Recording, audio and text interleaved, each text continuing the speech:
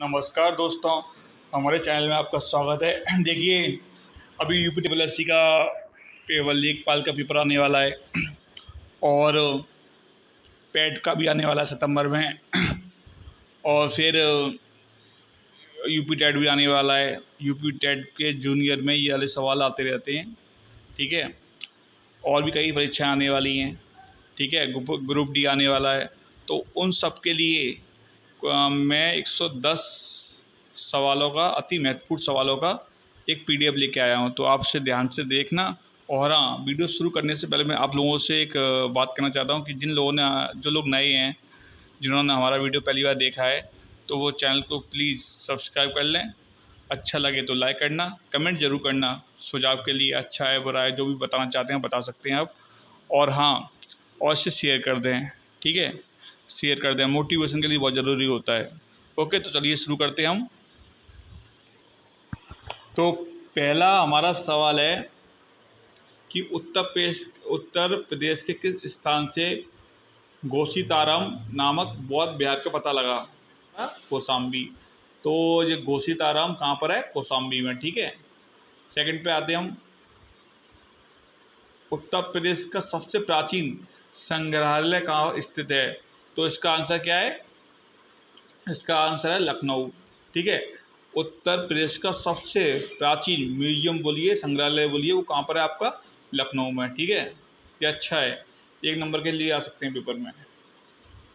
और अब आते हैं हम, उत्तर प्रदेश के किस नगर में 2 पुरातत्व संग्रहालय स्थित हैं? ठीक है, जहाँ पर प्राचीन काल की वस्तुएं रखी हैं, तो वो उसका आंसर क्या है?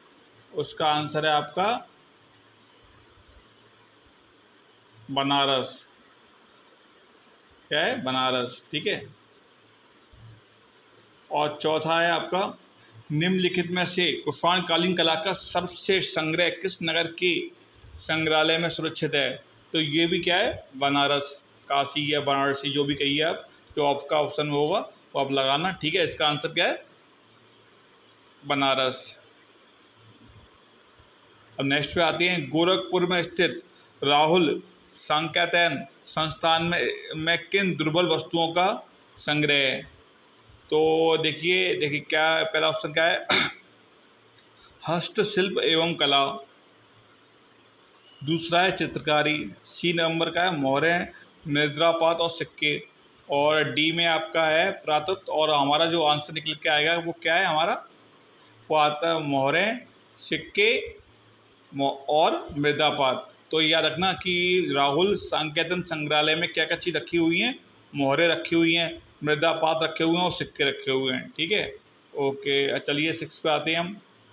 निम्नलिखित में से मोतीलाल नेहरू बाल संग्रहालय कहाँ स्थित है? तो ये लखनऊ में। मोतीलाल नेहरू बाल संग्रहालय कहाँ पर है? लखनऊ में। अब 7 नंबर पे आते हैं हम। उत्तर प्रदेश में राजकीय संग्रहालय लखनऊ की स्थापना कब हुई थी? उत्तर प्रदेश में राजकीय संग्रहालय की स्थापना कहाँ हुई थी? तो ये है आपका आंसर 1963, 1963, ठीक है। 1963 में राजकीय संग्रहालय लखनऊ की स्थापना हुई थी। और आपसे ये भी पूछ सकता है कि राजकीय संग्रहालय कहाँ पर है? तो कहाँ पर है? लखनऊ में। स्थापना 1963 में, ठीक है। चलिए आते हैं हम 8वें पर। उत्तर प्रदेश में राजकीय संग्रहालय मथुरा की स्थापना कब हुई थी? तो देखिए, जिसका आंसर है 1874 में। तो जो मथुरा वाला संग्रहालय है, राजकीय संग्रहालय, उसकी स्थापना हुई थी 1874 में। ओके, अब आते हैं हम 9वें पर।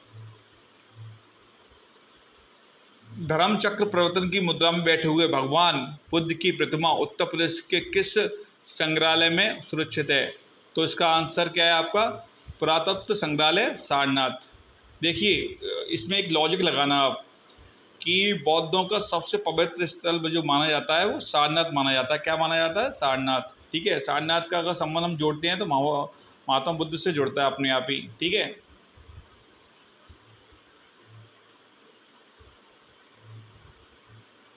तो अगर हम जैसे ऑप्शन में सारनाथ आया, आपने देखा, तो आप देख लीजिए सारनाथ पे महात्मा बुद्ध होंगे, तो उसका ऑप्शन अपने आप याद आ जाएगा आपको, ठीक है। अब आते हैं उत्तर प्रदेश में राम कथा संग्रहालय किस स्थान पर है? राम कथा संग्रहालय, तो देख कहाँ पर होगा ये? अल्मोड़ा, लखनऊ, गोरखपुर, अयोध्या। देखते हैं तो इसका क्या है, राम कथा संग्रहालय कहाँ पर है? अयोध्या में। तो ये तो बहुत सिंपल हो गया कि अयोध्या का मतलब राम और राम का मतलब अयोध्या।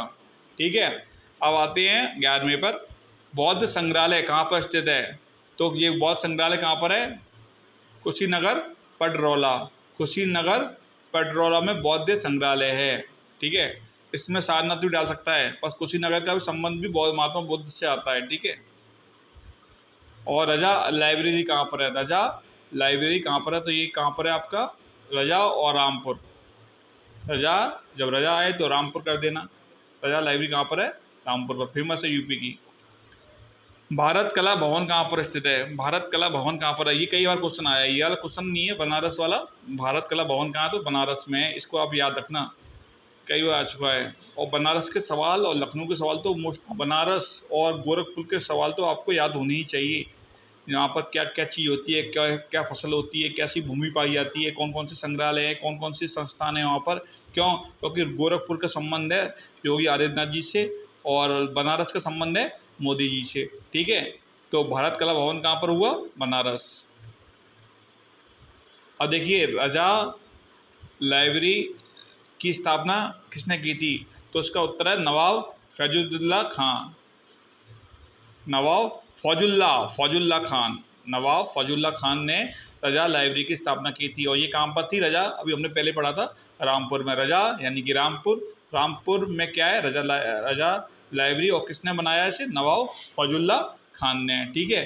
अब आते हैं हम 15 नंबर पे, लोक कला संग्रहालय लखनऊ में कितनी कलाकृतियों को संग्रह किया गया है? जो लखनऊ में लोक कला संग्रहालय, तो वहाँ पर कितनी कलाकृतियों का संग्रह किया गया है? तो ये है 1600। कितना है? 1600, 1600। ठीक है। अब आते हैं हम 16 नंबर पे अपने पे।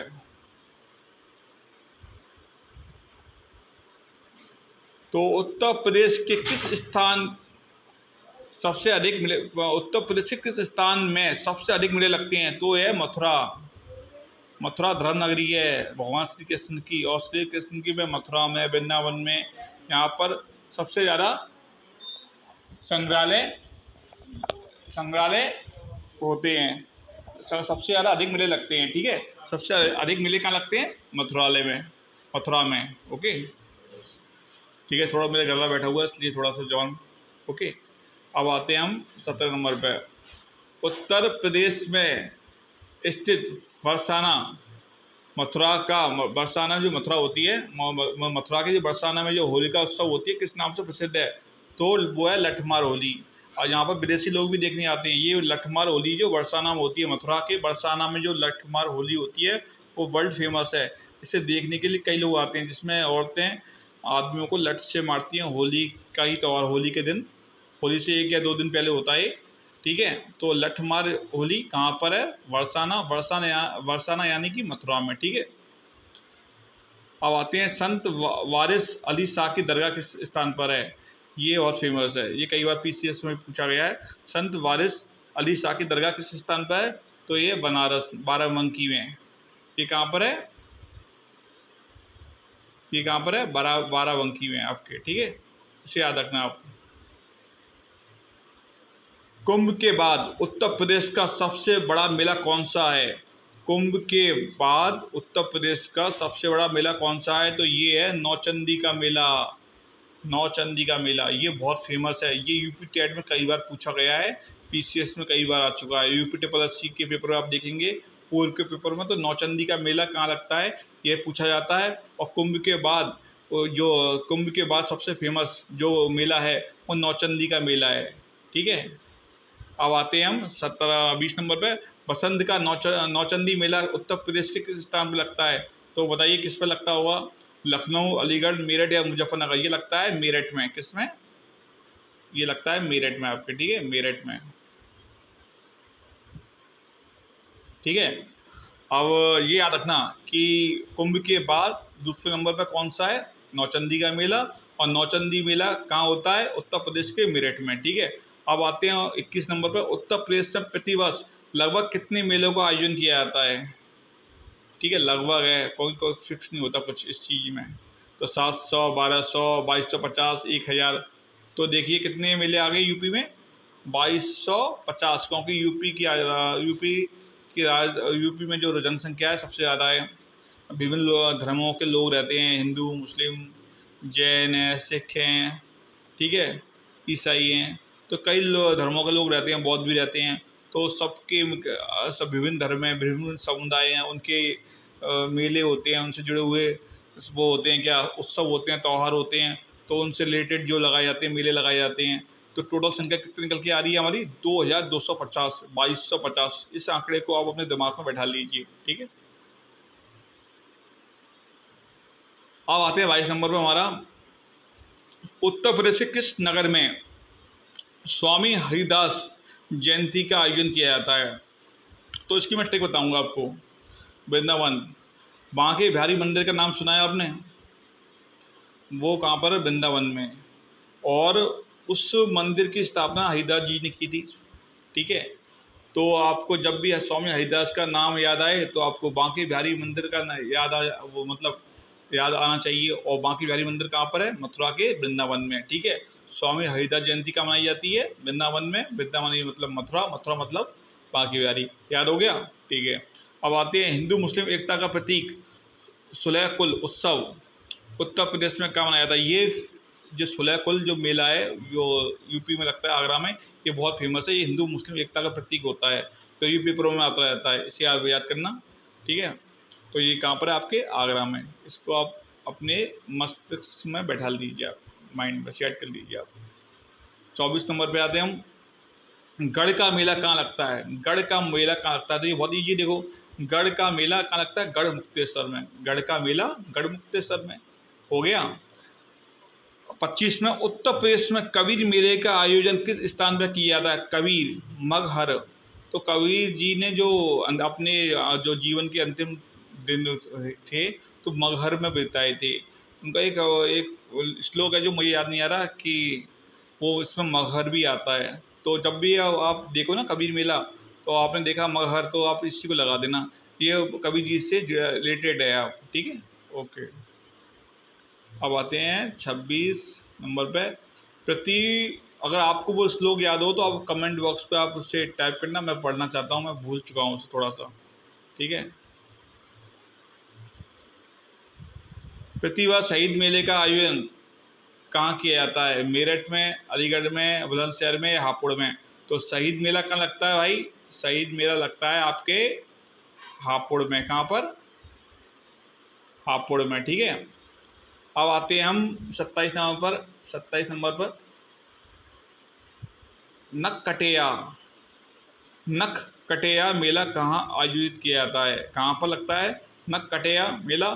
तो लगता है बनारस, वाराणसी या काशी, कुछ भी कहिए। यूपी के बनारस में, काशी में नख कटेया मेला लगता है, ठीक है। 28 नंबर, उत्तर प्रदेश में अर्धकुंभ का आयोजन कितने वर्ष पश्चात किया जाता है? तो ये लगाया जाता है अर्धकुंभ का 6 वर्ष के बाद। और जो 12 वर्ष में लगता है वो कुंभ होता है, जो 6 वर्ष में लगता है वो अर्धकुंभ होता है, ठीक है। अब आते हैं, घाटों और मंदिरों की नगरी के नाम से कौन सा स्थान प्रसिद्ध है? तो बनारस है, सबसे ज़्यादा मंदिर बनारस में, घाट, गंगा का घाट। तो ये आप याद रखना, इसमें कोई वो कॉमन सेंस वाली बात नहीं है। हाँ, जब इसके साथ में प्रयागराज आ जाता है तो थोड़ा आदमी बच्चा कन्फ्यूज हो जाता है, पर याद रखना सबसे ज़्यादा मंदिर और सबसे घाट हैं तो बनारस में ही है, ठीक है। ये याद रखना, ये याद रहेगा आपको। और मैंने अभी आपसे कहा था कि जब भी गोरखपुर, प्रयागराज या बनारस का नाम आए, उनसे रिलेटेड जितने भी संस्थान हैं, केंद्रीय राज्य के स्तर पर, ठीक है, मेले हैं, उत्सव हैं, जो भी है, और जनजातियाँ पाई जाती हैं वहाँ पर, उनकी आबादी कितनी है, उनका रेशियो कैसा है, किस स्थान पे आते हैं वो सेंसस में, और 2011 की में, तो वो आपको याद होनी चाहिए। उससे रिलेटेड क्वेश्चन आ ही सकता है आपका, ठीक है। अब है, ये हो गया घाटों। अब 30 नंबर पे आपका, तुलसीदास मानस मंदिर कहाँ पर स्थित है? तुलसीदास मानस मंदिर, तो ये है आपका वाराणसी, ठीक है। तो तुलसीदास मंदिर कहाँ पर है? बनारसी में। रामायण के रचयिता महर्षि वाल्मीकि आश्रम किस नगर में स्थित है? ये है बिठूर। कहाँ पर है? ये है बिठूर, तो इसे याद रखना। ठीक है, अब आते हैं हम 32 नंबर पे। ललितपुर में देवी सिंह बुंदेला ने कौन सा मंदिर बनवाया था? नरसिंह मंदिर। देवी सिंह बुंदेला, देखिए उसमें भी सिंह आ रहा है, इसमें भी नरसिंह आ रहा है, तो आप थोड़ा अपना कॉमन सेंस लगाना, तो ये सही हो सकता है। ठीक है, क्या है, जो ट्रिक होती है वो 90% ही हमारे पर डिपेंड करती हैं। कभी कभी जो देखिए नरसिंह है, देवी सिंह बुंदेला नरसिंह, ऐसा कोई और मंदिर भी होगा जिसमें सिंह लगा होगा, तो आप कंफ्यूज हो सकते हैं। अगर ऐसे ऑप्शन आते हैं कि जिसमें नरसिंह ही है, जिसमें सिंह है और किसी में नहीं है, तो आप सोच लेना कि देवी सिंह बुंदेला है। ठीक है, तो एक मतलब एक रिलेशन है, नरसिंह मंदिर देवी सिंह बुंदेला ने बनाया है। ठीक है, अब आते हैं 33 नंबर पर। मुस्लिम शैली के मंदिर कहाँ स्थित हैं? मुस्लिम शैली के मंदिर, तो ये कहाँ पर है आपके? मथुरा में। मथुरा में मुस्लिम शैली की। सवाल देखिए ना कितना अजीब है कि मथुरा में भगवान श्री कृष्ण की जन्म भूमि है, तो कोई भी आदमी सोचेगा कि अगर इसमें लखनऊ होता, गोरखपुर होता या कानपुर अलीगढ़ होता, तो मुस्लिम शैली के मंदिर अलीगढ़ कर देता, वो कर देता, सोचता है, कॉमन सेंस की बात है। और इसका उत्तर क्या है? मथुरा। मुस्लिम शैली के मंदिर कहाँ पर है? ये आपके पर है मथुरा में। ठीक है, अब आते हैं 34 नंबर पर। शाकंभरी देवी मंदिर किस जिले में स्थित है? तो ये है आपके सहारनपुर में। कहाँ पर है? सहारनपुर में। शाकंभरी देवी मंदिर स्थित है आपके सहारनपुर में। ठीक है, तो इसको याद करना, ये और अच्छा है। और ये बिल्वेश्वर नाथ मंदिर कहाँ स्थित है? बिल्वेश्वर नाथ मंदिर कहाँ पर है? ये है आपके अयोध्या में। देखिए अभी एनटीपीसी के पेपर हुआ था CBT 2, तो अगर आप यूट्यूब में देखना या आप कहीं भी आपकी पर्ची देने गए हो या आप खुद देने गए हो, तो आपने देखा होगा वहाँ पर मेले उत्सव त्योहारों के सवाल बहुत आए हैं, और मोस्टली लोगों के वो गलत हुए हैं। क्यों हुए? उन्होंने अलग अलग टाइप के पूछे कि चैत पूर्णमासी कहाँ मनाई जाती है, तो बहुत से लोगों ने कहा कि यार साउथ के गांव शहर दे दिए, राज्य दे दिए, तो ये उड़ीसा में मनाया जाता है, न कर्नाटक उड़ीसा ये डाल दिया है, और चरक पूजा डाल दी कहाँ पर बनाई जाती है। तो अलग टाइप के होते हैं, तो आपको एक खुद याद रखना पड़ेगा कि अब जो पेपर जो सेट किए जाते नहीं है, वो पहले टाइप के क्वेश्चन नहीं आते कि पेंसिलिन की खोज किसने की, अलेक्जेंडर फ्लेमिंग ने, इस टाइप के क्वेश्चन अब निकल चुके हैं। अब कुछ नए टाइप के, नए मंदिर, नई जगह, नए पर्यटक, इस टाइप के सवाल पूछे जा रहे हैं। ठीक है, तो बिल्वेश्वर नाथ मंदिर कहाँ पर है? अयोध्या में। इसलिए इसमें जो जितने फेमस मंदिर हैं यूपी के, वो लिए गए हैं। अब आ रहा है प्रसिद्ध बाबा औरंगनाथ मंदिर कहाँ पर स्थित है? बाबा औरंगनाथ मंदिर कहाँ पर है? तो ये है मेरठ में। अच्छा सवाल है, इसको आप कहीं से नोट डाउन कर लेना, नोट कर लेना अपनी नोटबुक में, इसमें वेरी वेरी इंपॉर्टेंट डाल के। ठीक है, ये बाबा औरंगनाथ मंदिर का है, मेरठ में। अब आता मनसा देवी का प्रसिद्ध मंदिर किस नगर में स्थित है? 27 नंबर का सवाल है हमारा। मनसा देवी का प्रसिद्ध मंदिर किस नगर में स्थित है? ऑप्शन है बुलंदशहर, मेरठ, वाराणसी और अलीगढ़। तो ये का निकल के आ रहा है हमारा अलीगढ़, सॉरी मेरठ। क्या उत्तर निकल के आया है? मेरठ। तो मनसा देवी का मंदिर कहाँ पर है? मेरठ में। मनसा देवी मेरठ में, मनसा देवी मेरठ, ये याद रखना आप। अब आता है द्वारकाधीश का प्रसिद्ध मंदिर कहाँ पर है? तो ये है मथुरा। द्वारकाधीश किसे कहते हैं? आप जानती हैं, भगवान श्री कृष्ण को कहते हैं। उनका जन्म मथुरा में हुआ था। पर अगर मथुरा और द्वारका डाल देते हैं आप, जो गुजरात वाली है, तो आदमी कंफ्यूज हो जाता। पर आपको याद रखना कि द्वारकाधीश का मंदिर कहाँ पर है, बस मथुरा जैसे दिखाई दे तुरंत टिक कर देना। ठीक है, अब आता है JK मंदिर किस नगर में स्थित है? JK, तो ये है कानपुर में। कानपुर में कौन सा मंदिर है? JK। तो उस शहर के प्रसिद्ध मंदिर हैं, जैसे कुछ जैसे कि आप आगरा जाते हो तो कैलाश मंदिर पूछा जाता है, या वो है मनकामेश्वर मंदिर है यहाँ पर आगरा में, तो ये पूछा जाता है। फतेहपुर सीकरी आते हैं तो आप शेख चिश्ती की दरगाह पूछी जाती है। ठीक है, अब मैं आपको और बताऊं, जैसे जो हर शहर की एक पहचान होती है कि काशी विश्वनाथ मंदिर कहाँ पर है, काशी में, ठीक है, संगम कहाँ पर है, प्रयागराज में। तो हर शहर की एक मंदिर या कुछ मंदिर पहचान होती हैं कि सिद्धि विनायक मंदिर कहाँ पर है, मुंबई में, ठीक है। तो उनकी जो ये मंदिर आए ना इस पीडीएफ में, अब जो हम आपको बता रहे हैं वो शहर के फेमस मंदिर हैं, ठीक है। तो ये याद रखना। तो जेके मंदिर कहाँ पर है, जेके मंदिर है कानपुर में। देखिए राधा स्वामी मंदिर, अगर जो लोग आगरा मंडल के होंगे, आसपास के होंगे, यूपी के ही होंगे, तो राधा स्वामी मंदिर कहाँ पर है, आगरा में। राधा स्वामी के जो मूल स्थान है, मतलब जो जगह है जहाँ पर राधा सत्संगी ज़्यादा पाए जाते हैं, वो आगरा में होता है, ठीक है। दयालबाग जो आपने सुना होगा, दयालबाग एक डीम यूनिवर्सिटी है, वो राधा स्वामी वालों की है, ठीक है। अब है 41 नंबर, आलोपी देवी का मंदिर किस जिले में है, आलोपी देवी, तो ये है आपके प्रयागराज जिले में। प्रयागराज जिले में आलोपी देवी मंदिर है, ये दिमाग में बैठा लीजिए, आलोपी। कुछ सवालों में आप अपना खुद का रिलेटेड कीजिए, खुद देखिए कि आप कहीं गए हों, आप कुछ लिंक लगा सकते हैं। अगर आपको याद नहीं हो रहा तो हर आदमी लगा सकता है। आप देखिए भारत माता का मंदिर कहाँ बना हुआ है, तो ये बहुत अच्छा सवाल है। भारत माता का मंदिर कहाँ पर है, ये वाराणसी, मिर्ज़ापुर, मथुरा या आगरा, तो ये कहाँ पर है, भारत माता का वाराणसी में, ठीक है। तो ये याद रखना। अब आया, ये भी अच्छा सवाल है।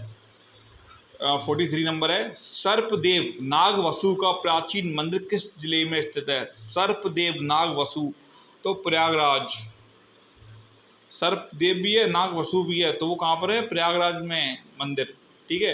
अब प्रसिद्ध चंद्रिका देवी मंदिर किस जिले में स्थित है, चंद्रिका देवी, लखनऊ। जिले आप पूछा है, हो सकता है लखनऊ के कोई किसी तहसील में हो, तो वो हमसे तहसील नहीं पूछेगा, वो हमसे गांव नहीं पूछेगा, वो हमसे जिला पूछेगा। तो चंद्रिका देवी जो एग्जामर होता है, जो पेपर सेट करते हैं परीक्षा वाले, हमसे पूछेंगे सिर्फ जिले का नाम या शहर का नाम, कस्बा और शहर फेमस होता है तो, ठीक है। तो चंद्रिका देवी मंदिर कहाँ पर है, लखनऊ में, ठीक। अब आते हैं हम 45 नंबर पे है कि अवंतिका देवी मंदिर किस जिले में स्थित है, तो ये है बुलंदशहर। बुलंदशहर में क्या है हमारे यहाँ, अवंतिका देवी मंदिर। 46 पे आते हैं, सरस्वती देवी का मंदिर कहाँ पर है, तो ये है मेरठ। ज्ञान की देवी सरस्वती देवी का मंदिर कहाँ पर है, मेरठ। रट, रट मतलब रटना, और रटना हम जब पढ़ते हैं, जब हम पढ़ते हैं तो हमको याद भी करना पड़ता है, रटना भी पड़ता है, समझना भी पड़ता है, ठीक है। और हम पढ़ रहे हैं तो हम सरस्वती देवी माता के आशीर्वाद से तो पढ़ पाते हैं। तो मेरठ, रट, रट, रटना, ठीक है। तो एक लिंक हो गया एक तरह से। सबसे अच्छा तरीका होता है याद करना, चीज़ को समझना, ठीक है।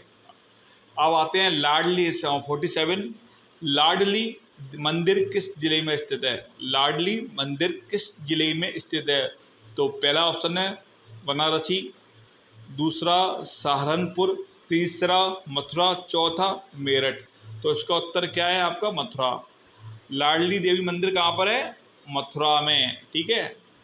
चलिए अब आते हैं, वेड़ी माधव मंदिर कहाँ स्थित है, वेड़ी माधव मंदिर कहाँ स्थित है, तो ये आपका आंसर है प्रयागराज, जिसका पूर्व नाम क्या था, इलाहाबाद, जहाँ पर अकबर ने दीन और इलाहाबाद और इसका अकबर का संबंध दीन इलाही से, कुछ कहते नहीं है इसका, इलाही, दीन इलाही नाम से ही इलाहाबाद पड़ा था इसका नाम, ठीक है। और पूर्व में भी इसका इलाहाबाद से पूर्व भी नाम इसका प्रयागराज ही था। तो इसका पूर्व जो असली नाम था, सही नाम तो वही रख दिया गया है, प्रयागराज। वहाँ के लोगों की मांग थी और सबकी मांग थी कि इसे प्रयागराज से ही जाना जाए, ठीक है। तो वेड़ी माधव मंदिर कहाँ पर है, प्रयागराज में। अब आते हैं गोलेश्वर, गोलेश्वर मंदिर कहाँ पर है, जालौन में। गोलेश्वर मंदिर कहाँ पर है, जालौन में, ठीक है। श्री राम मंदिर किस स्थान पर स्थित है, श्री राम मंदिर कहाँ स्थित है, तो अयोध्या में। देखो जब श्री राम मंदिर आया तो अयोध्या आ गया, अयोध्या मतलब श्री राम मतलब अयोध्या धाम। जय श्री राम। जो कमेंट में जय श्री राम भी लिख देना, भगवान श्री राम की कृपा हो जाएगी। हाँ, तो अब 51 नंबर पे आते हैं। जो मिस प्रिंट हो गया, टाइप करने में थोड़ी गलती है, वो प्रदेश लिखा नहीं है, वो प्रदेश की है, प्रदेश कर लेना आप। उत्तर प्रदेश के किस नगर में मुगल शासक अकबर की राजपूत रानी मरियम की दरगाह स्थित है? तो ये आपका है, एक जोधाबाई का नाम तो आपने सुना ही होगा, उसकी अकबर की महाराज की एक बीवी और थी मरियम। तो उनका जो मकबरा कहाँ है, दरगाह कहाँ पर है, वो है आपके आगरा में। ठीक है। फतेहपुर सीकरी का नाम जब आता है तो अकबर का नाम आता है। शेख सृष्टि भी फतेहपुर सीकरी में है, और वो और बुलंद दरवाज़ा भी अकबर ने बनवाया था। ठीक है।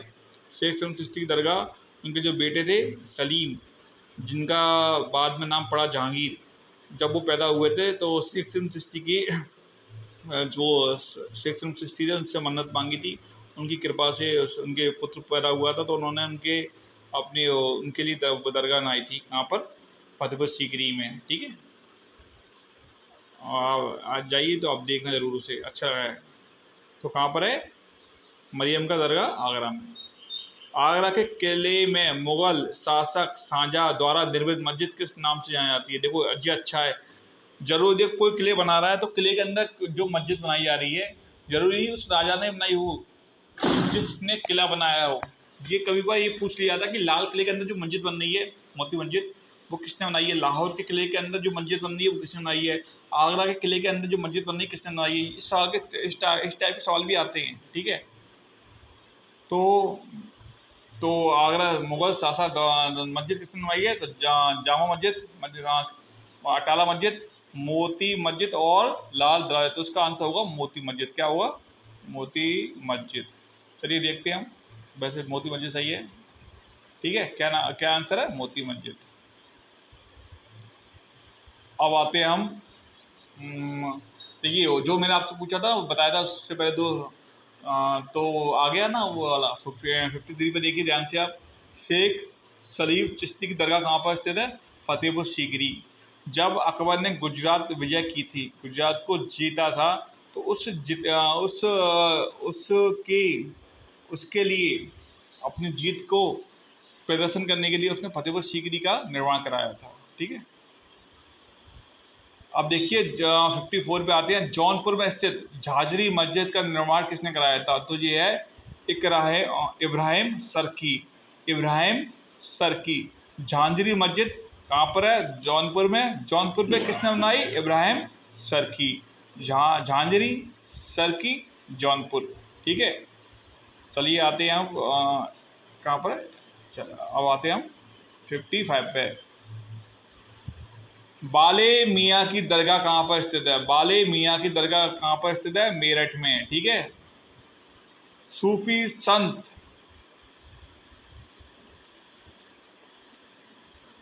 संत शाह अलाउद्दीन साबिर की दरगाह कहाँ पर स्थित है? तो ये है आपके कलियर में। कहाँ पर है? कलियर में सूफी संत शाह अलाउद्दीन साबिर की दरगाह स्थित है। ये याद कर लेना, इसका कोई रिलेशन मिल नहीं पा रहा। ठीक है। इसे बैठा लीजिए ना दिमाग में अपने। सूफी संत सैयद अब्दुल रज्जाक की दरगाह कहाँ पर है? तो भाई आपकी बाराबंकी में। अलीगढ़ भी देखो, इसमें ऑप्शन में ऐसी जगह डाली गई है। मथुरा को तो आप कोई निकाल भी सकता है, पर अभी आपने कहा था ना, हमने पढ़ा था कि मुस्लिम शैली के मंदिर सबसे ज़्यादा कहाँ पर है? मथुरा में। ठीक है। तो इसके जो ऑप्शन देखिए आप, अलीगढ़ है, बाराबंकी है, तो लोग आदमी कंफ्यूज भी हो जाएगा। तो आपको ये याद रखना है कि सूफी संत सैयद अब्दुल रज्जाक की दरगाह कहाँ पर है? बाराबंकी में। ठीक है। अब आते हैं 58 पे हम। 110 सवाल हैं टोटल। ठीक है। तो इससे आपके जितने भी हैं यूपी के, एक पीडीएफ में क्लियर हो जाएगा आपका। मतलब आपको कहीं भागना नहीं है। जितनी मंदिर हैं, दरगाह हैं, जो फेमस हैं 75 जिलों में, 75 यूपी के जिलों में जो फेमस दरगाह हैं, मंदिर हैं, ठीक है, मेले हैं, वो इसी पीडीएफ में आ गए हैं। ठीक है। जो कुछ तो आपने सुने होंगे, कुछ आपने सुने नहीं हैं। तो 58 में आते हैं। संत हजरत सुल्तानुल संत हजरत सुल्तानुल आफरीन की दरगाह कहाँ पर है? बदायूं में। बदायूं, एटा से थोड़ा आगे, बदायूं। ठीक है। अब आते हैं 59। फ़कीर सैयद सालार मसूद गाजी की दरगाह कहाँ पर स्थित है? तो ये आता है बहराइच। बहराइच।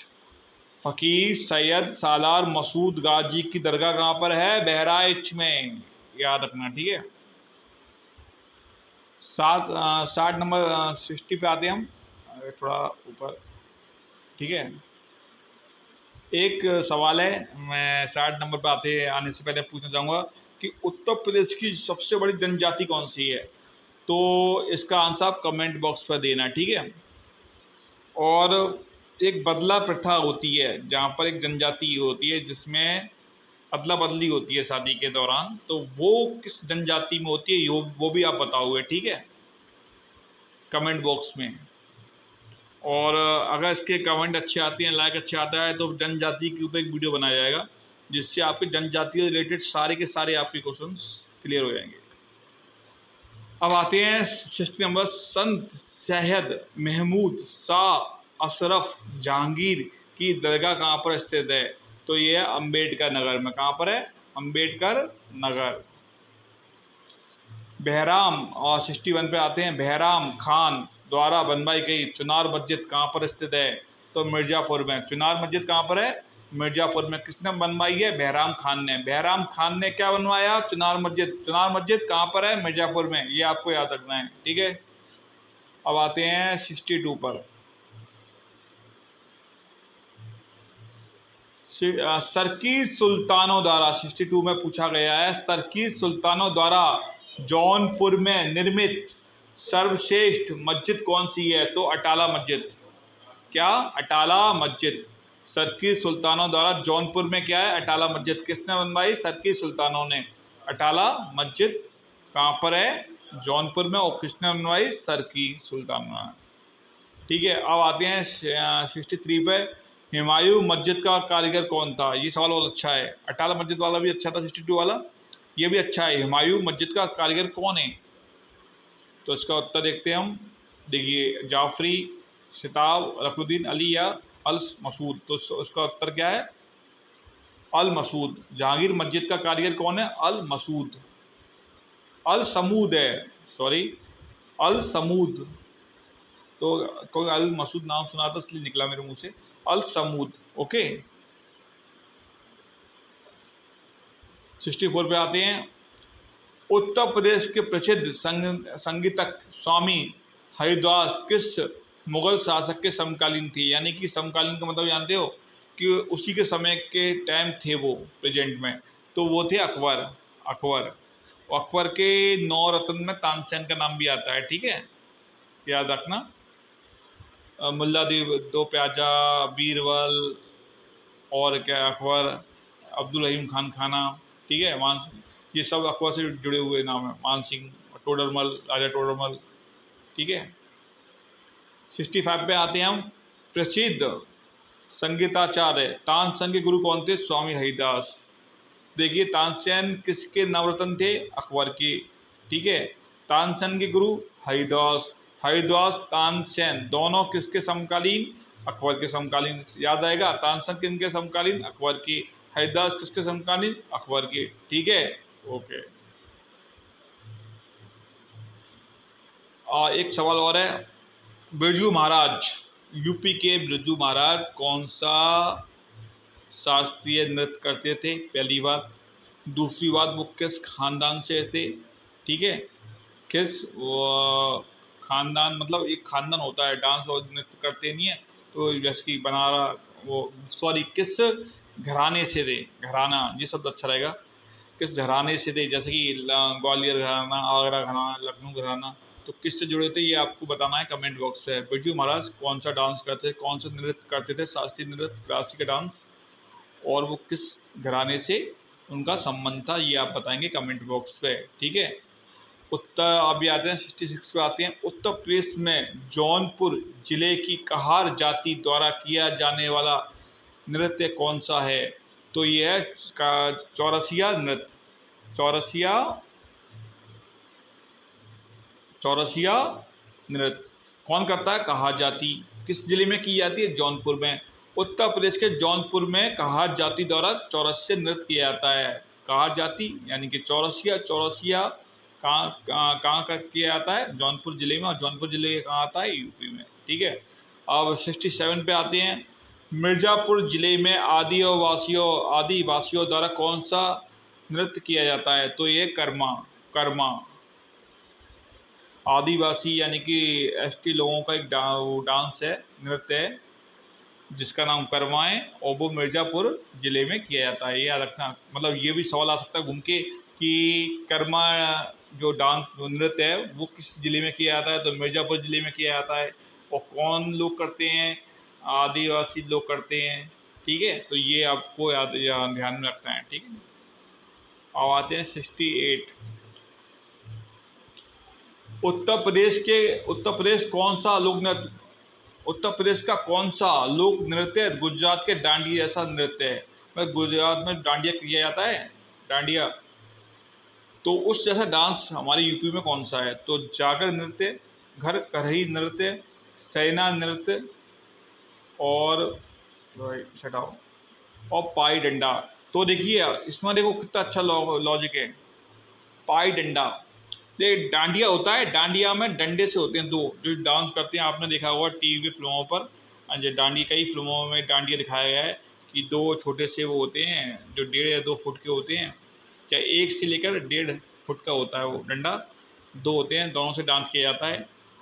तो उससे ऐसा जो नृत्य होता है वो यूपी में कौन सा होता है? पाई डंडा। इसमें डंडा भी आ रहा है, डंडा भी आ रहा है। तो पाई डंडा कहाँ किया जाता है? यूपी में। और ये किस जैसा है? डांडिया जैसा, डंडा डांडिया। 69 पे आते हैं। कौन सा नृत्य जिसमें नर्तक कुश्ती, कबड्डी, चिड़िया जैसी चेष्टाएं करते हैं? तो नटवरी।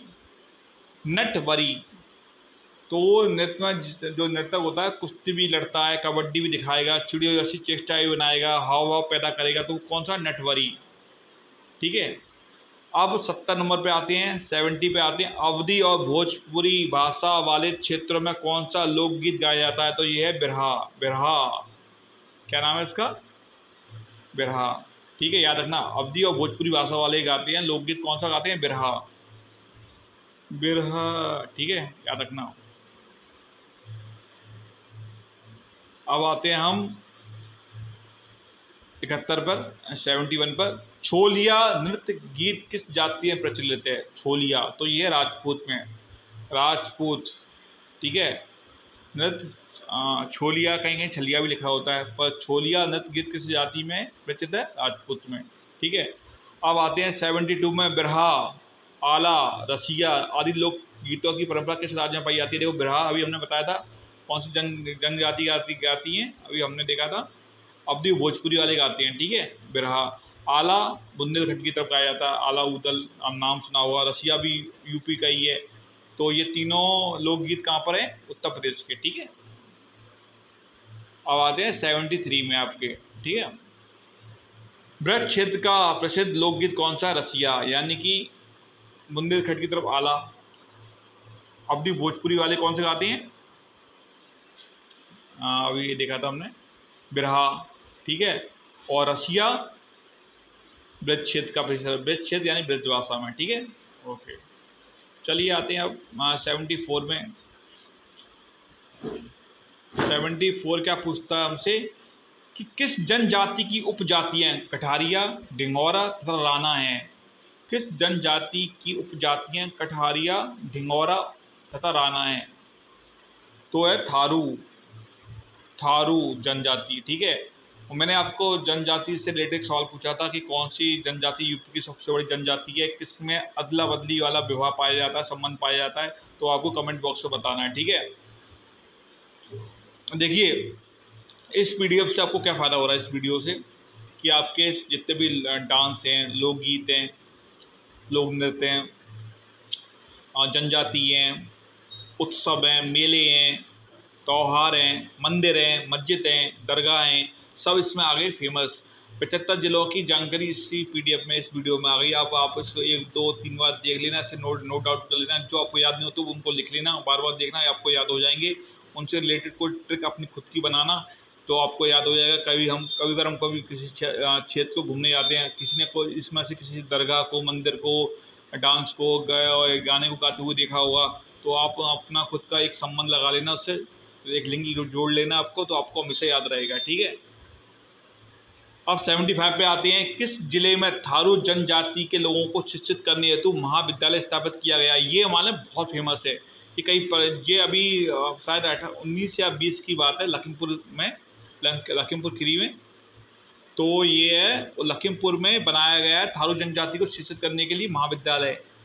ये बहुत फेमस है। ये एनटीपीसी सीबीटी के लिए भी था। ठीक है।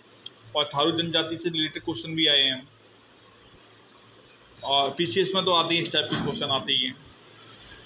अब आता है, कौन सी जनजाति बिजनौर के ग्रामीण क्षेत्रों में निवास करती है? कौन सी जनजाति बिजनौर के ग्रामीण क्षेत्रों में निवास करती है?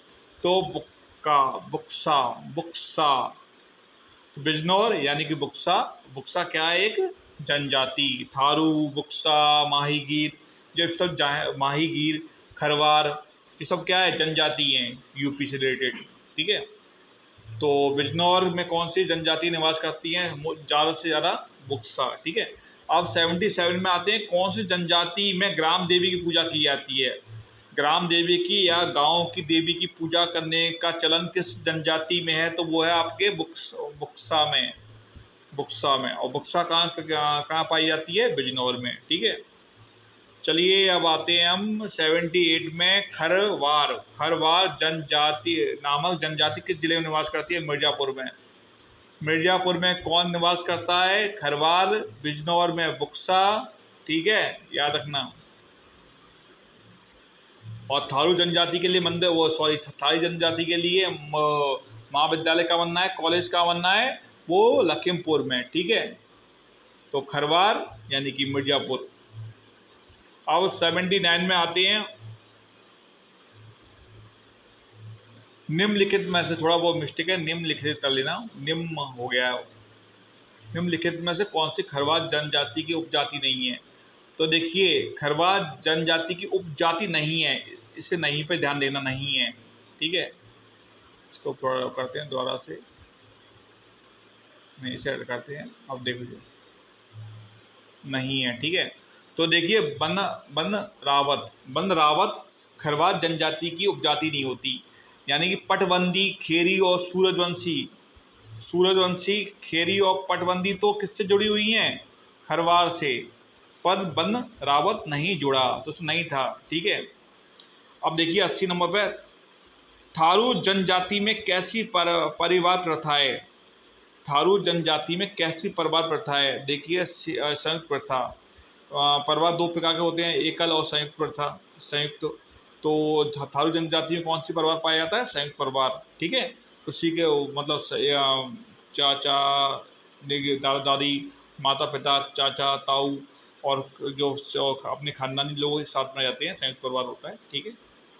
ये अच्छी बात है, होना ही चाहिए ऐसा।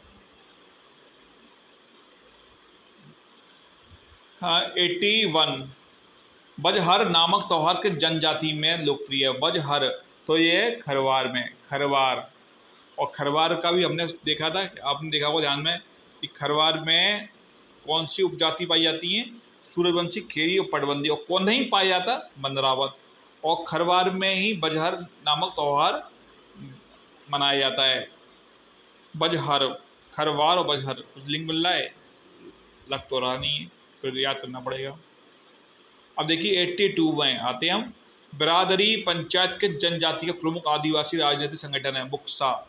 बुक्सा में के जो जनजाति होती है, उसमें जब कभी विवाद होता है आपस में, तो उसमें बिरादरी पंचायत लगाई जाती है। वो आपस में अपने निर्णय कर लेते हैं। ठीक है।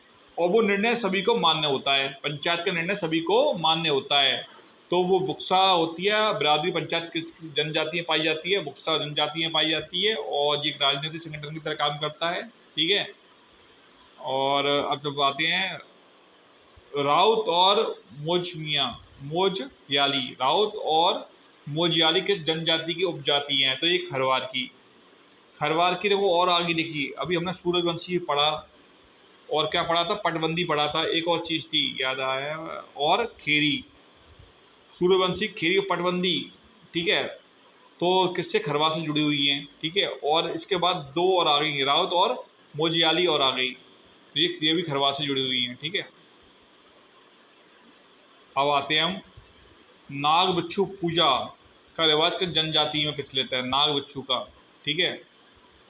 तो थारू में, बुक्सा में, थारू में, खरवार में, बुक्सा में, सभी जनजातियों में। तो ये क्या होता है, नाग और बिच्छू की पूजा किसमें करती है, खरवार।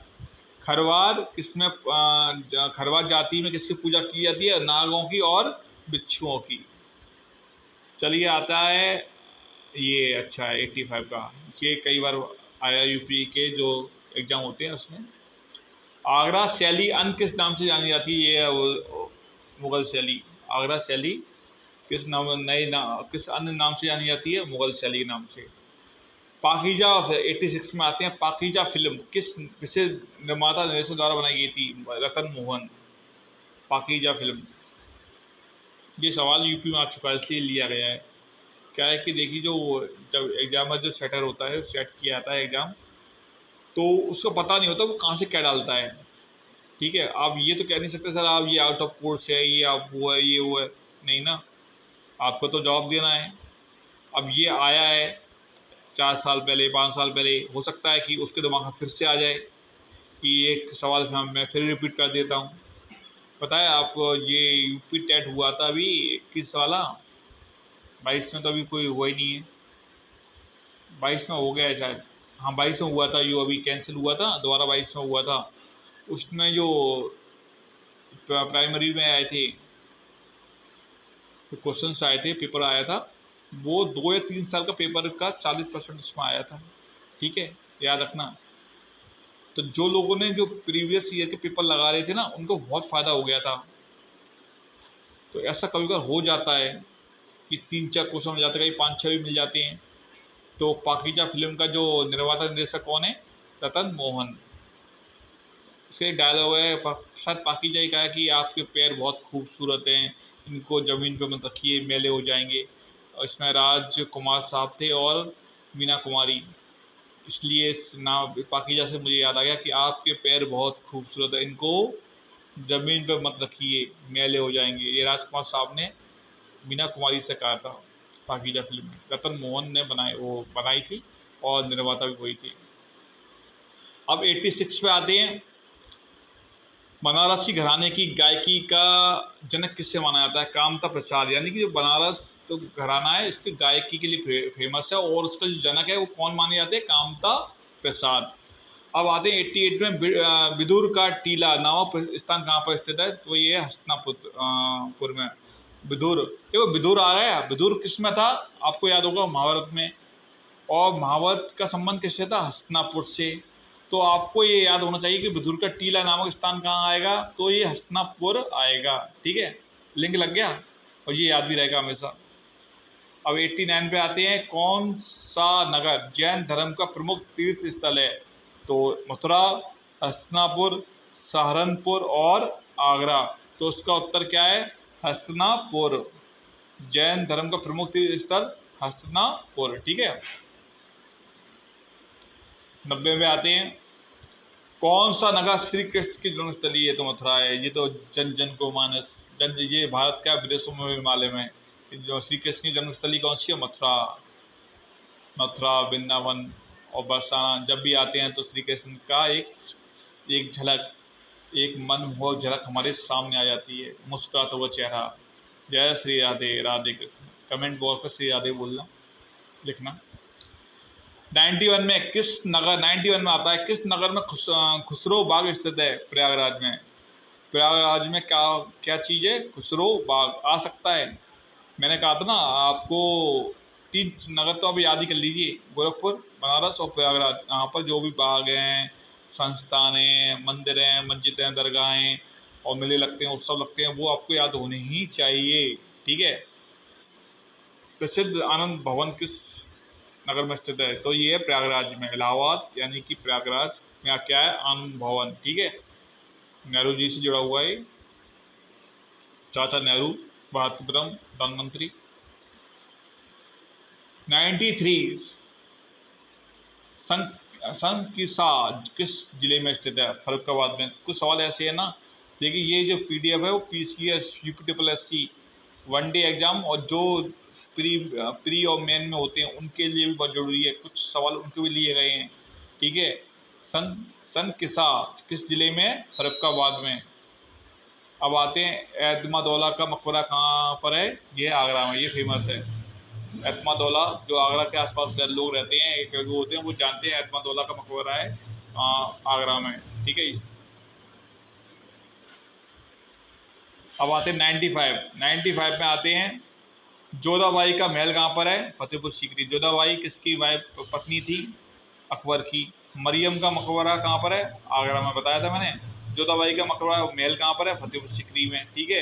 अकबर का मकबरा कहाँ पर है? आगरा के सिकंदरा में। ठीक है, तो ये आपको याद होने चाहिए। ठीक है। अब आते हैं 96 भीतर गांव। ये वाला सवाल आप वेरी वेरी इंपॉर्टेंट कर लेना, अगर ये आता ही रहता है। इसके 98 या 99% मान लीजिए आ सकता है पेपर में। ठीक है। भीतर गांव का प्रसिद्ध मंदिर किस जिले में है? ये है कानपुर में। कानपुर में भीतर गांव का प्रसिद्ध मंदिर।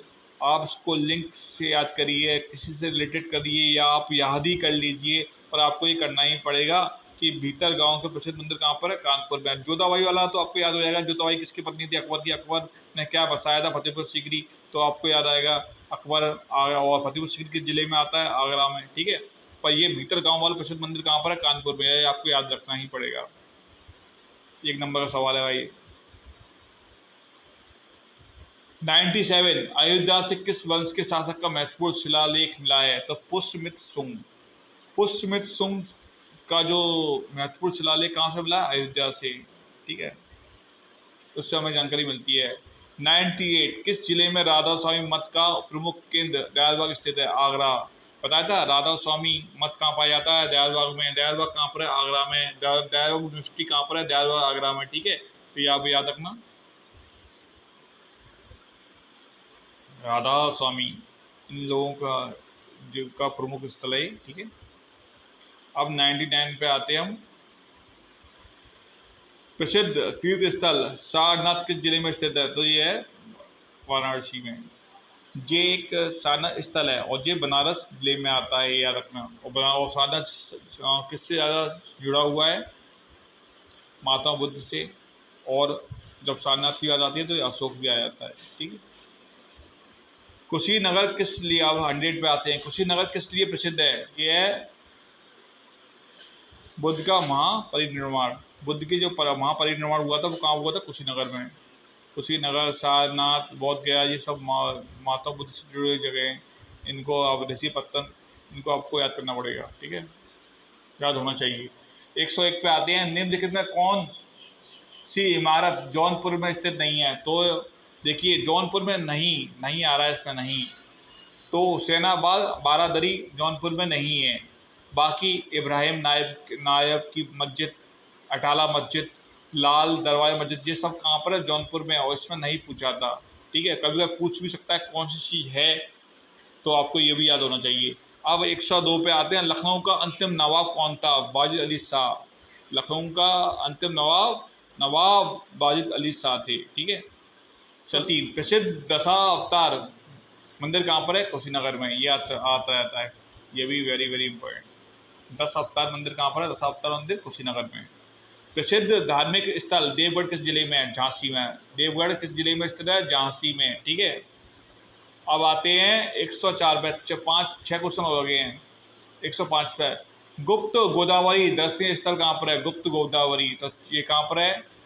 ये चित्रकूट में। गुप्त गोदावरी कहाँ पर है? चित्रकूट में। ठीक है। 106 में आते हैं। वीडियो लंबा हो रहा है पर कुछ नहीं है, लंबा हो रहा है तो आपका एक ही वीडियो से आपका कोर्स तो सिलेबस तो कंप्लीट हो रहा है। ठीक है। प्रसिद्ध कालिंजर का किला किस जिले में स्थित है? ये बांदा में। बांदा में क्या है? कालिंजर का किला स्थित है। ठीक है। कर्णवाद जिला प्रदेश किस जिले में स्थित है? तो ये है आपके बुलंदशहर में। कहाँ पर है? बुलंदशहर में। 108 प्रसिद्ध मिर्जापुर जिले में स्थित चुनार का प्राचीन नाम क्या है? चैनौर। चुनार का प्राचीन नाम चैनौर, ये तो याद हो जाएगा, इसको नहीं चैनौर। चालुक्य से थोड़ा प्रॉब्लम हो सकती है आपको। चैनौर यानी कि चुनार। ठीक है। अब 2 और हैं बस, इसके बाद PDF complete. Dudhwa national park किस जिले में है? लखीमपुर में। किस राज्य? उत्तर प्रदेश। जिला लखीमपुर। नाम क्या है? Dudhwa national park. और 110 प्रसिद्ध नैमिषारण्य तीर्थ किस जिले में स्थित है? तो इसका उत्तर है आपका सीतापुर में। और नैमिषारण्य किस जैनों से रिलेटेड है? किससे? जैनों से। तो आज के लिए इतना ही काफ़ी है, ठीक है। एक बार और हमारे चैनल को प्लीज़ सब्सक्राइब कर लेना, इसके शेयर करिए, लाइक करिए, अपने सुझाव को कमेंट बॉक्स में दीजिए।